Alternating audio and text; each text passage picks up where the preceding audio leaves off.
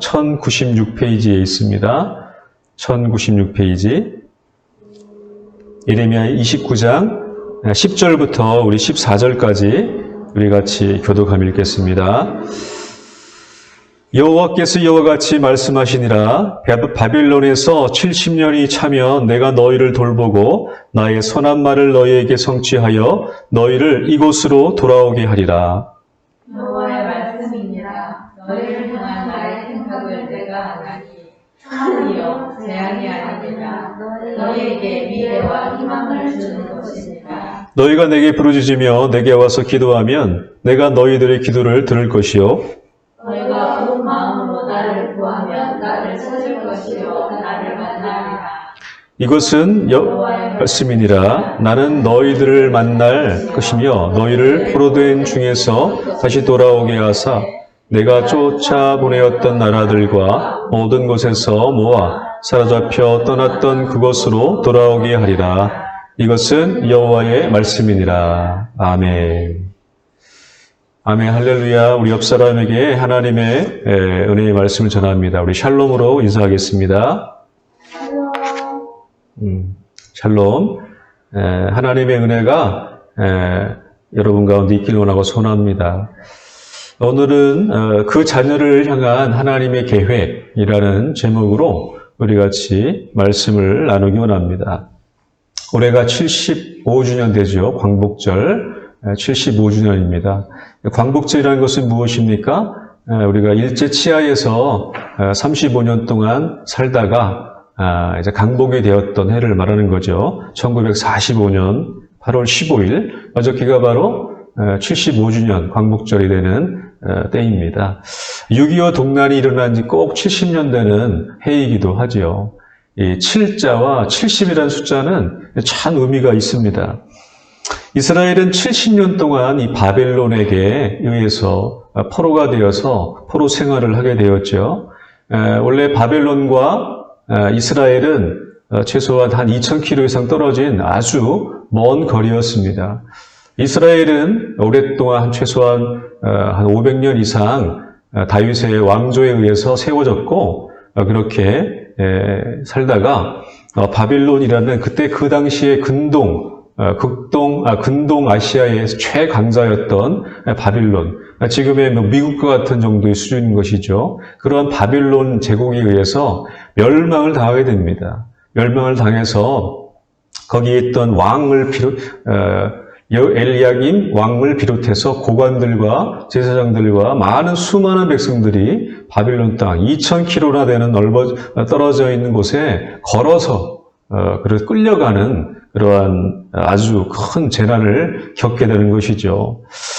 70년대에 유행했던 그 보니엠이라는 팝 가수들이 있었는데 4명의 가수였죠. 1명이 남자고 3명이 여자인데 그들이 불렀던 노래가 있죠.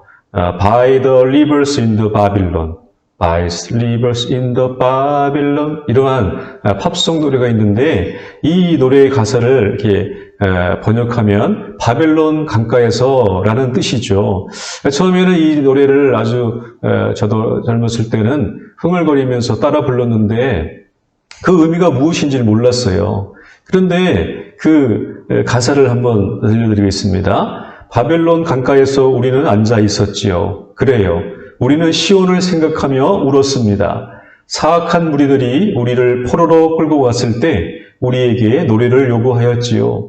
그런데 우리가 어떻게 이방의 땅에서 주님의 노래를 부를 수 있겠어요? 우리의 말과 마음의 묵상을 오늘 밤 주님의 눈앞에서 거두어 주소서라는 이 가사인 거예요. 근데 한 3분 정도의 노래였지만 강렬하게 이렇게 다가온 노래 아니겠습니까? 보니엠이라는 이 그룹은 독일에서 배경을 둔 4명의 사람들인데 아주 그 당시에 선풍적인 인기를 끌면서 지금도 세계에서 가장 영향력이 있는 팝송 18위에 올라서 지금도 참 좋은 노래죠. 이 바빌론 강가에서라는 노래가 얼마나 의미가 있냐면 이것은 바로 시편 137편을 배경으로 한 노래입니다. 시편 137편 1절에는 우리가 바빌론의 여러 강변 거기서 앉아서 시온을 기억하며 울었도다라는 이 시편의 기록의 말씀에 영광을 받아서 이 보네엠이 가사를 작곡을 해서 불렀던 노래입니다. 오늘 읽은 본문에도 이런 비슷한 내용이 나오는 것이죠. 예레미야는 남유다의 사람이었고 남유다를 향해서 예언했던 선지자였죠. 그의 출생은 BC 한 630년경에 출생을 해서 610년 정도부터 이제 활동을 했죠. 그런데 BC 605년이면 이해가 안 되겠지만 이것은 우리나라 시대의 고조선 시대, 단군 고조선의 그 시대인 것이죠. 그때 BC 605년에 남유다가 바벨론에 의해서 침공을 받아서 포로를 잡혀서 이제 그때부터 바벨론으로 포로 생활을 하게 되는 것입니다. 그들이 정확하게 538년 이제 고레스 왕이죠. 지금의 페르시아, 이란의 고레스 왕에 의해서 바벨론 제국이 이제 멸망을 당하면서 고레스 왕에 의해서 이제 해방을 받게 되는 것이죠. 정확하게 70년 정도의 기간 동안 이스라엘은, 남유다는 이제 포로 생활을 하게 되는 겁니다. 우리나라도 일제 치하에서 35년 동안 일제 식민지 생활을 했는데 사실 우리나라는 백성들이 우리 한반도를 떠나지 않았어요. 그냥 우리나라 땅에 살지만 일본의 식민지 체제 가운데 있었다는 것이죠. 그런데 이스라엘 사람들은 그렇지 않았습니다. 수많은 사람들이, 왕을 비롯하여 수많은 사람들이 바벨론 땅에 2000km 되는 그런 아주 먼 여행을 하면서 신발도 안 신고 벗은 발로 이렇게 포로가 되면서 촉박당해서 아주 이방인 땅에서 70년 동안 사는 것입니다. 우리나라의 그런 일제시대와는 많이 다른 것이죠.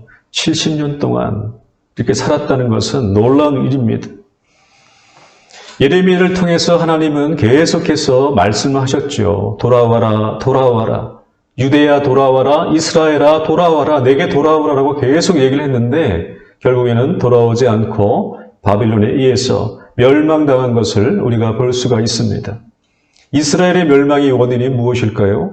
여러 학자들이 연구를 하고 또 선지자들의 예언의 말씀, 이사야, 예레미야, 에스겔, 다니엘 이러한 선지자들의 기록되어 있는 성경의 말씀을 종합해 보면 딱 한 가지 원인이 있는 것이죠. 그것은 바로 하나님을 떠난 겁니다. 하나님을 떠났기 때문에 이스라엘에게 멸망이 온 것이죠. 이스라엘이 망한 원인은 바로 우상 숭배였다는 것입니다. 예레미야서 18장 15절에 이런 말씀이 있습니다. 무릇 내 백성은 이스라엘은 나를 잊고 허무한 것에 분향하거니와 이러한 것들은 그들로 그들의 길, 곧 그 옛길에서 넘어지게 하며 곁길, 곧 닦지 아니한 길을 행하게 하며 라는 예레미야의 기록이 나와 있습니다. 여기서 하나님의 길, 옛길이라는 것은 무엇입니까? 하나님을 찾는 길이었죠. 이스라엘 사람들은 누굽니까? 하나님에 의해서, 하나님의 말씀에 의해서 세워진 나라 아닙니까? 그런데 이들이 하나님의 길을 걷지 아니하고 곁길, 곧 닦지 않은 새로운 길을 따라갔다는 것이죠. 이 곁길은 무엇이냐면 바로 허무한 것에 마음을 두는, 허탄한 것에 마음을 두는 바로 허탄한 우상 숭배를 말합니다. 하나님을 떠난 사람들, 이스라엘 백성들은 온 천지에 산당을 짓고 산에 산당을 짓고 거기에서 구슬하고 무당을 불러서 무당에게 점을 치고 박수를 하고 이상한 짓을 많이 했다는 것을 볼 수가 있는 것이죠.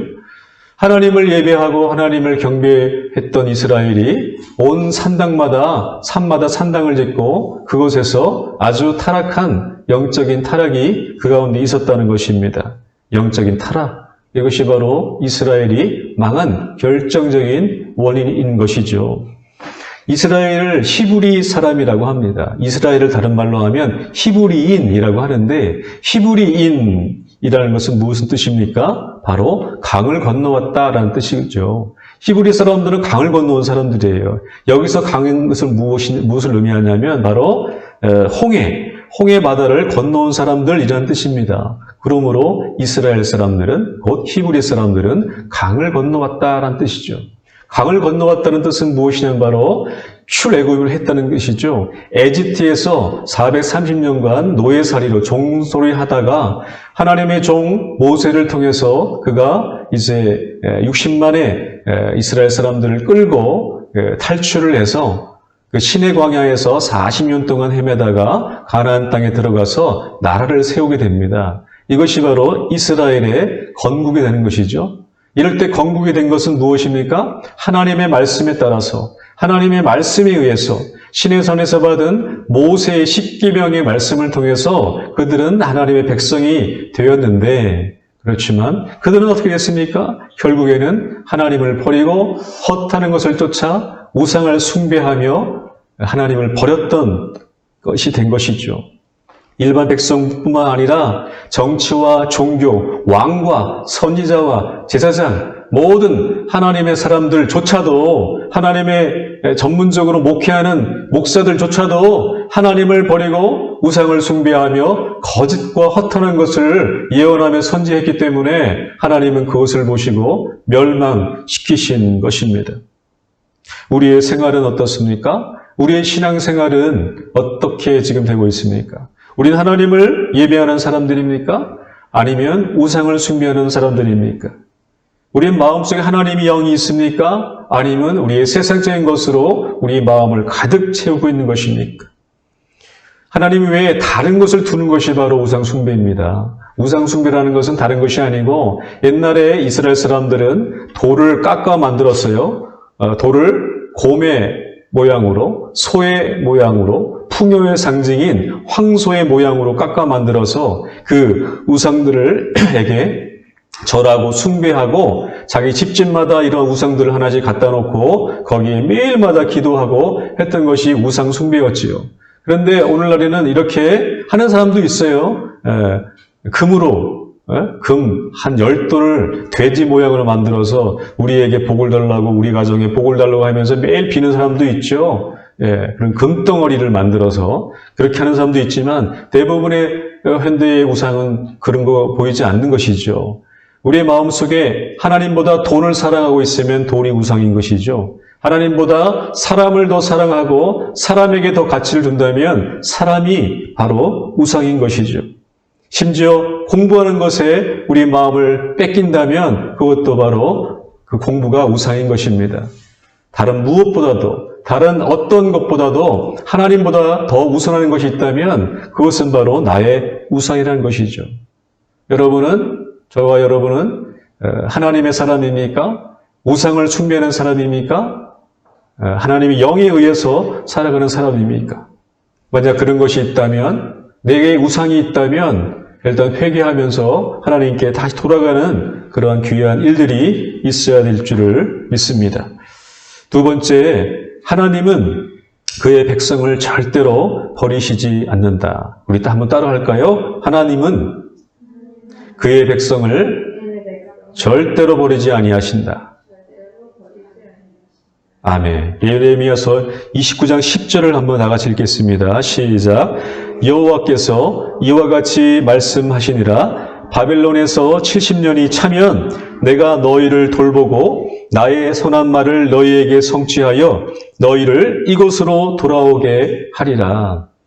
지금 예레미야는 누구에게 말씀하고 있습니까? 바벨론의 포로로 잡혀져 있는 그런 백성을 향해서 이 말씀을 전하고 있기 때문에 70년이 되면 너희가 이 땅으로 다시 예루살렘으로 돌아온다는 이런 소망의 말을 주고 있는 것이죠. 하나님은 그의 백성을 절대로 버리지 않습니다. 그런데 하나님은 백성들에게 가끔씩 징계와 고난을 주신다는 것이죠. 우상을 숭배해서 영적으로 타락한 유다는 결국 망하여서 바벨론의 포로로 잡히는 것이죠. 왜 하나님께서 이러한 하나님의 백성된 이 나라 이스라엘을 망하게 해서 포로가 되게 하셨습니까? 왜 이스라엘에게 고난을 주신 것입니까? 우리는 때때로 왜 나에게 고난이 많습니까? 왜 나에게 힘든 일이 주어집니까? 왜 이렇게 어려운 일을 내게 주셨습니까? 라고 우리 하나님께 원망하고 하나님께 우리가 불평할 때가 많이 있을 겁니다. 징계와 고난은 하나님께서 그 백성들, 그 자녀들을 다루시는 하나의 방법이죠. 하나님은 백성과 자녀들이 다른 길로 갈 때 고난을 주십니다. 또한 징계를 주십니다. 하나님이 자녀들이 그 죄에서 돌이켜서 하나님께 다시 돌아오게 만드는 유일한 방법이 바로 징계인 것이죠. 바로 고난인 것이죠. 그러므로 우리가 우리 자신을 돌아보아서 뭔가 우리 가운데 잘 되는 일이 없거나 우리의 건강에 갑자기 문제가 생기거나 갑자기 건강했는데 암이 걸렸어요? 건강했는데 갑자기 뭔가 뇌종양이 걸렸어요? 뭔가 문제가 생겼어요? 그리고 갑자기 돈이 막 떨어지면서 재정적인 문제가 생깁니다. 또 사업에 잘 안 되고 성공하지 못하고 모든 여건들이 뭔가 잘 꼬이면서 뭔가 이상해지는 것, 이런 것은 하나님의 역사이신 것을 믿으시기 바랍니다. 하나님께서 유일하게 우리를 다루시고 자녀들을 이렇게 다루시는 것이 바로 징계와 고난이라는 것이죠. 내게 하나님께 범죄한 것이 없는지 한번 우리 자신을 돌아보고 우리 자신을 점검해 보는 것이 필요합니다. 하나님은 많은 경우에 있어서 이런 징계를 통하여서 고난을 주심으로 하나님 자녀들이 하나님께로 돌아오게 하시는 것이죠. 그렇지만 징계와 이 고난이 하나님의 목적이 아닙니다. 하나님의 궁극적인 목적이 아니라는 것이죠. 하나님은 그 백성들을 완전히 버리지 않습니다. 하나님은 그들을 용서하시는 분이시죠. 징계를 받는 것은 하나님께로 돌아오라는 하나의 영적인 사인이 되는 것이죠. 뭔가 문제가 안 풀리고 제대로 되는 일이 없을 때는 먼저 하나님, 제가 하나님께 무엇이 문제가 아닐까요? 라고 하는 것을 점검할 때가 된다는 것이죠. 뭔가 사귀는 사람하고 뭔가 문제가 생겼어요? 그럴 때 우리는 먼저 우리의 신앙생활을 점검할 필요가 있는 것입니다. 내가 죄를 하나님께 범하고 있지 않는 것인지, 하나님께 나쁜 것을 드리고 있지 않는 것인지, 우리의 신앙생활이 정상적으로 되지 않고 있는 것인지, 이런 것들을 한번 점검해야 될 필요가 있다는 것이죠. 하나님은 징계 그 자체를 가지고 목적을 주는 것이 아니죠. 하나님의 자녀들을 멸망시키려고 하시는 것이 아닌 것을 우리는 알아야 됩니다. 바빌론에서 70년이 차면 내가 너희를 돌보고 나의 선한 말을 너희에게 성취하여 너희를 이곳으로 돌아오게 하리라. 이 말은 70년의 고난의 시간이 필요한 거예요. 이스라엘 백성들이 회개하고 그 가운데서 얼마나 그 바벨론 강가에서, 아까 보니엠의 노래처럼 바빌론 강가에서 앉아서 하나님께서 내가 하나님의 백성으로서 예루살렘에서 저렇게 잘 살고 하나님의 성소에서 예배했고 찬양했던 시절을 기억하면서 눈물을 흘리면서 70년 동안 그 바빌론의 유수를 슬퍼하면서 옛 기억을 기억했던 바벨론가에 있었던 유대인들, 이런 것처럼 나라 없이 떠돌아다니면서 방랑했던 유대인들, 이렇게 되지 않기 위해서 하나님께서는 이제 돌아가게 한다는 것이죠. 하나님은 우리에게 소망을 주시는 분입니다. 70년이 되면 돌아간다는 것이죠. 하나님은 절대 우리를 버리시지 않습니다. 절대로 우리를 멸망시키게 놔두는 분은 아니십니다. 그렇지만 잠깐 우리에게 이런 고난을 통하여서 하나님께 돌아오게 하는 기회를 주신다는 사실을 반드시 기억하시기 바랍니다. 세 번째, 하나님의 계획은 그의 백성에게 평강과 소망을 주시는 것이죠. 우리 11절을 한번 읽어보겠습니다. 여호와의 말씀이니라. 너희를 향한 나의 생각을 내가 아나니 평안이요 재앙이 아니니라. 너희에게 미래와 희망을 주는 것이니라. 아멘. 너희를 향한 나의 생각을 내가 아나니 곧 평안이라 라는 것이죠. 우리에게 하나님께서는 평강, 이것을 샬롬이라고 하죠. 여호와 샬롬.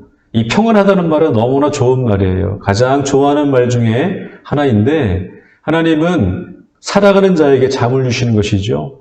불면증에 시달리고 밤에 잠을 못 자고 뭔가에 억눌려서 묶여가지고 불면증 걸리는 사람들이 너무나 많습니다. 40대, 50대 사람들은 대부분 사람들이 밤에 잠을 못 자요. 왜 그럴까요? 수많은 근심, 걱정, 염려, 이 세상의 모든 것들 때문에 되는 것이 없거든요. 자녀의 문제가 되고, 또 부부에 있어서는 부부의 관계가 옳지 않고, 바라지 않고, 또 세상적인 일 가운데서 되는 일이 없기 때문에 사람들은 그것 때문에 불안해서 잠을 이루지 못합니다. 이것이 세상적인 사람들의 삶의 패턴입니다. 그렇지만 하나님의 사람들에게는 하나님께서 잠을 주신다는 것이죠. 샬롬의 마음, 평강의 마음이 하나님을 믿는 사람들 가운데 있기 때문에 그렇습니다. 왜 그럴까요? 우선순위의 문제입니다. 우선순위를 하나님께 두기 때문에 세상에 두지 않고 하나님께 두기 때문에 마음이 평안한 것이죠. 이것은 믿음의 문제거든요. 믿음의 문제. 믿음이 있는 사람들은 어떠한 일과 세상적인 어려움이 닥쳤을 때 그 어려움을 보지 않습니다. 그 어려움을 뒤에 역사하시는 하나님의 손길을 보는 것이죠. 내게 어려운 일이 생겼어요. 갑자기 아파요. 갑자기 머리가 아파서 병원에 갔더니 심한 병이래요. 보통 사람들은 그것 때문에 실망하고 낙담하여서 주저앉아 버리면서 우울증이 걸리죠. 그런데 하나님을 믿는 사람들은 한 가지 해결 방법이 있습니다. 그것은 바로 그 뒤에 역사하시는 하나님의 손길이라는 것이죠. 아까 두 번째 말씀드렸죠. 하나님을 믿는 사람들은 하나님은 절대로 우리를 버리시지 않는다. 이 말씀을 반드시 붙잡으세요. 여러분 평생 살면서 하나님께서 나를 평생 동안 버리지 않는다. 이 말씀을 붙잡고 믿음으로 살아간다면 우리 가운데 어떠한 어려움이 있을지라도 그 어려움을 충분하게 이길 수가 있습니다. 우리 다운이가 6학년인데 친구들을 많이 잘 못 사귀고 여러 가지 옛날 친구를 막 생각하고 하는 것을 볼 때마다 아버지로서 참 마음이 아픈데 좀 이것을 잘 이기며 극복할 수 있기를 바라는 마음이 있습니다. 하나님은 우리를 결코 버리시지 않는다. 그리고 하나님은 우리에게 평강과 소망을 주신다. 하나님의 계획, 하나님의 마음, 하나님의 이런 생각, 이런 것은 바로 플랜인 것이에요. 하나님의 플랜, 하나님이 플랜을 주신 것이죠. 하나님의 플랜은 무엇이에요? 내가 너희를 돌아오게 한다라는 것을 갖고 있는 것이죠. 하나님 그러므로 우리 각 믿는 모든 사람 한 사람 한 사람에게 마스터 플랜을 갖고 계세요. 인생이 70년, 80년이지만 그 80년 세월 동안 하나님은 우리가 해야 될 그 플랜들을 다 짜놓고 계세요. 그것을 믿으시고 하나님께 소망을 주시는 여러분이 되기를 주님의 이름으로 축원합니다. 하나님의 마음, 이것은 바로 헤세드지요. 헤세드, 이 긍휼의 마음인 것입니다. 불쌍히 여기는 마음. 사람들은 교만하죠. 이스라엘 사람들은 너무나 교만했어요. 목이 곧은 백성이었어요. 하나님 앞에서도 목을 바짝 쳐들고 하나님 얼굴을 쳐다보면서 했던 교만에 살았던 사람들이었죠. 근데 하나님의 사람들, 하나님의 자녀들은 교만하면 안 됩니다. 우리의 마음을 정말 부드럽게 하면서 하나님께는 우리가 머리를 숙일 줄 알아야 되는 것이죠.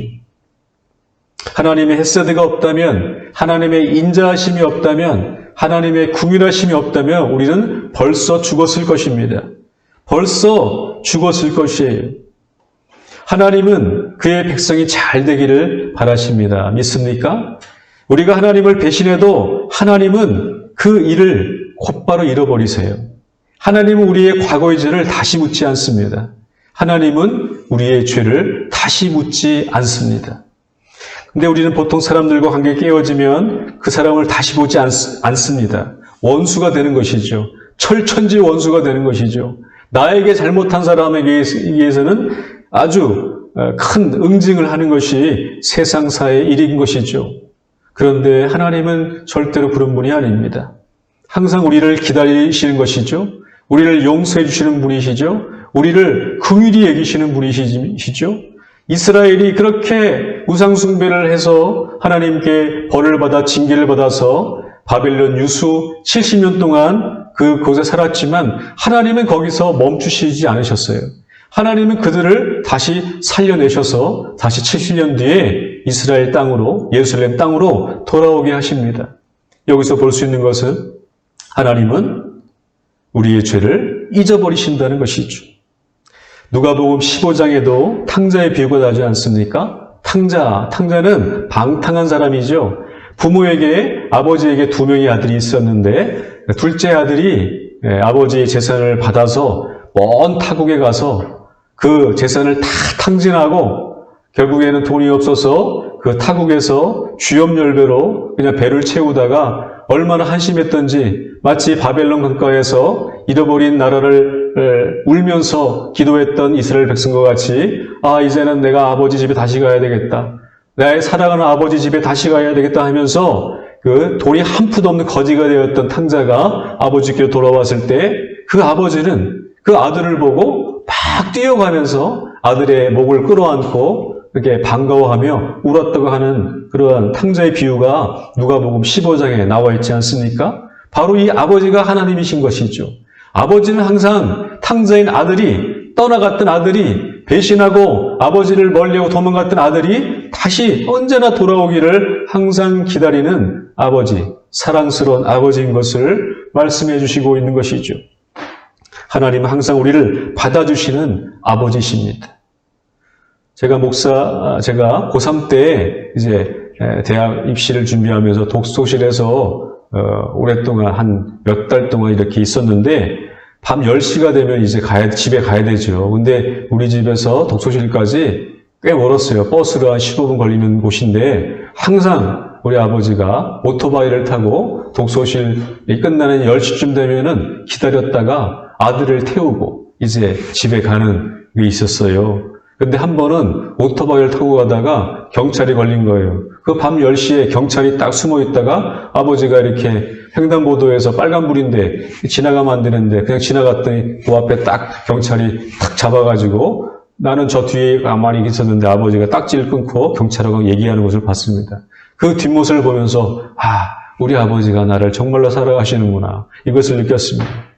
하나님 아버지는 이와 같이 부모와 같이 아버지와 같이 항상 우리를 지키시는 좋으신 하나님인 것을 믿으시기 바랍니다. 회개하고 하나님께 기도하고 부르짖으면 하나님은 그 기도에 응답하시는 하나님이십니다. 29장 12절 13절을 한번 같이 읽어보겠습니다. 너희가 내게 부르짖으며 내게 와서 기도하면 내가 너희들의 기도를 들을 것이요 너희가 온 마음으로 나를 구하면 나를 찾을 것이요 나를 만나리라. 참 이것은 너무나 귀한 말이에요. 지금 하나님은 어떤 하나님이세요? 이스라엘 백성들이 자기를 다 배신하고 우상숭배를 하면서 자기를 떠났는데 이 바벨론 포로에 돼 있는 그들의 심정을 보시고 이렇게 불쌍히 여기셔서 이런 말씀을 하는 것입니다. 너희는 내게 부르짖어라. 내게 와서 기도하면 내가 너희들의 기도를 들을 것이요 마음으로 나를 구하면 나를 찾을 것이다. 이것이 하나님 아버지의 마음입니다.